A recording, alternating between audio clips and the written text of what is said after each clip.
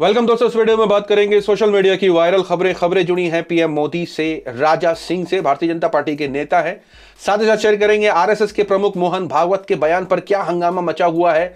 साथ ही साथ मुकेश अंबानी ने अपने आप को अरबी खून बता दिया है। अब अनभक्तों के खेमे में आग, और रवीश कुमार भी अपना पोस्ट लेकर के आ गए, वायरल भी हो गए हैं। शेयर करेंगे कैसे उन्होंने गोदी मीडिया और अनभक्तों की लताड़ लगाते हुए क्या पोस्ट कर दिया है। सबसे पहले शुरुआत करते हैं आपके साथ पीएम मोदी के बयान से। जी हां, 2015 में प्रधानमंत्री नरेंद्र मोदी ने एक बयान दिया था, जिस बयान में उन्होंने यह कहा था कि if my luck is benefiting people then vote for BJP. अगर मेरे नसीब से लोगों का भला होता है तो बीजेपी को जरूर वोट दें। लोगों ने दिया भी, लेकिन अब जिस तरीके के हालात हैं, जिस तरीके की महंगाई है, आए दिन कोई ना कोई चर्चा होती रहती है। कभी पेट्रोल के दाम पर, कभी दूध के दाम पर, कभी खाने के तेल के दाम पर, तो कभी किसी चीज के दाम पर। आए दिन कोई ना कोई महंगाई को लेकर के डिबेट सोशल मीडिया पर होती है। गोदी मीडिया पर कुछ नहीं हो रहा। लेकिन जिस तरीके से प्रधानमंत्री नरेंद्र मोदी के उन बयानों को इस वक्त सोशल मीडिया पर शेयर किया जा रहा है, यह बयान 2015 का है, जहां प्रधानमंत्री नरेंद्र मोदी ने अपने विरोधियों पर निशाना साधते हुए कहा था कि ये कहते हैं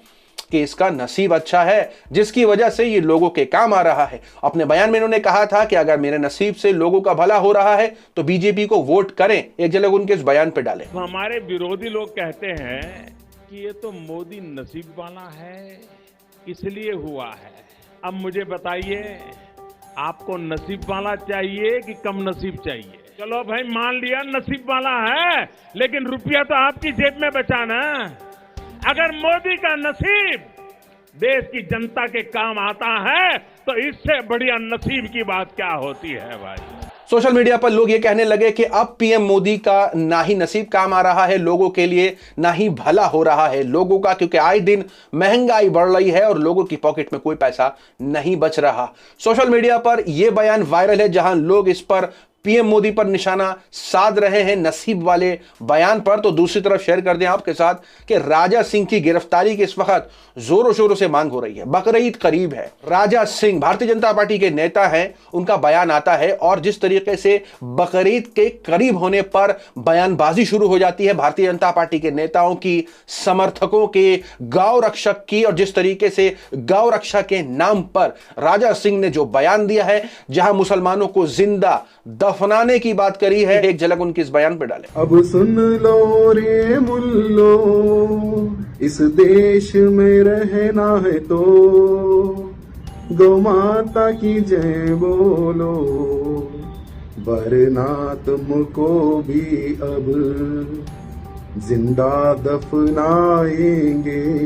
आप में से बहुत से लोग नहीं जानते होंगे राजा सिंह के बारे में। बता दें, भारतीय जनता पार्टी के नेता हैं। इनके बारे में वॉल स्ट्रीट जर्नल की रिपोर्ट के मुताबिक इसके अंदर उन्होंने बताया था कि किस तरीके से राजा सिंह, जो कि भारतीय जनता पार्टी के नेता हैं, सोशल मीडिया पर नफरत फैलाने का काम करते हैं। लेकिन फेसबुक इनके अकाउंट को बैन नहीं करता है, क्योंकि उसको डर है, यानी फेसबुक को डर है भारतीय जनता पार्टी के साथ अपने रिलेशन खराब होने से। यह एक्सपोज किया था वॉल स्ट्रीट जर्नल ने। उसके बाद सोशल मीडिया पर लोग अब मांग कर रहे हैं कि ऐसे नफरती लोगों के अकाउंट को बैन किया जाए और इनको गिरफ्तार किया जाए। वहीं दूसरी तरफ शेयर कर दें आपके साथ आरएसएस के प्रमुख मोहन भागवत का बयान भी काफी चर्चा में है।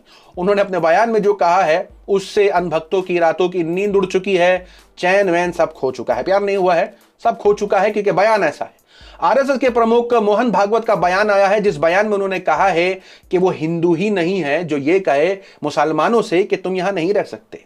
जो हिंदू मॉब लिंचिंग कर दे रहे हैं, उनका हिंदुत्व से कोई लेना देना नहीं है। अनभक्त बोल रहे हैं कि अब हम करें तो करें क्या, हमारा तो काम ही यह हुआ करता था कि हम सोशल मीडिया पर जर्नली लोगों के साथ मिलते हुए, जब मुसलमानों से मिलते थे तो हम यही कहते थे पाकिस्तान चले जाओ। तो अब ये कह रहे हैं कि हम हिंदू ही नहीं है क्योंकि हम ऐसा कहा करते थे। तो लोग काफी परेशान। साथ ही साथ उनका यह बयान कि जो लोग मॉब लिंचिंग कर दे रहे हैं, उनका हिंदुत्व से कोई लेना देना नहीं है। अब यह बयान तो काफी दर्द देने वाला है। सोशल मीडिया पे इस बयान के बाद अनभक्त फिर भी कहां शांत होंगे। अनभक्त कहने लगे कि ये कहीं ना कहीं खुश करने की साजिश है आरएसएस की मुसलमानों को, लेकिन वो कहां खुश होंगे ऐसे बयानों से। अनभक्त को फिर भी चैन नहीं है। सोशल मीडिया पे इस बयान के बाद पत्रकार का बयान आता है।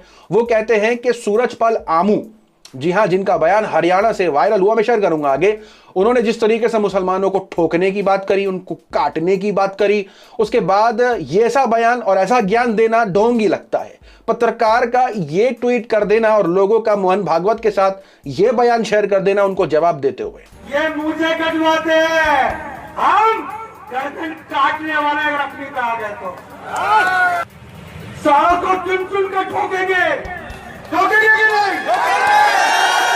जो बयान आपने सुना यह है सूरजपाल आमू का। हरियाणा में एक महापंचायत बैठाई गई, और महापंचायत इसलिए नहीं कि देश के लिए कुछ बेहतर करना है, महंगाई कम हो रही है तो कैसे एक दूसरे का साथ देना है, इस पर कोई डिबेट नहीं है। डिबेट किस बात पर है कि मुसलमान जहां मिले उन्हें काट दो, वो तो मूंछें काटते हैं, हम उनकी गले काटेंगे, हम ठोकेंगे, ऐसे बयान वायरल होते हैं। यही नहीं, इनके साथ वो भी शख्स था जो जामिया में शूट करता पाया गया था, उसका नाम था राम भक्त गोपाल। जी हाँ, वो भी अपने बयान में कहता सुनाई दिया, जब मुल्ले काटे जाएंगे राम राम चिल्लाएंगे। जब मुल्ले काटे जाएंगे राम राम चिल्लाएंगे, जब मुल्ले काटे जाएंगे राम राम चिल्लाएंगे। सोशल मीडिया पर लोग आरएसएस के प्रमुख मोहन भागवत के साथ ये बयान शेयर करने लगते हैं और उनसे सवाल पूछते हैं कि आपके मुताबिक ये लोग जो कह रहे हैं वो असल क्या है?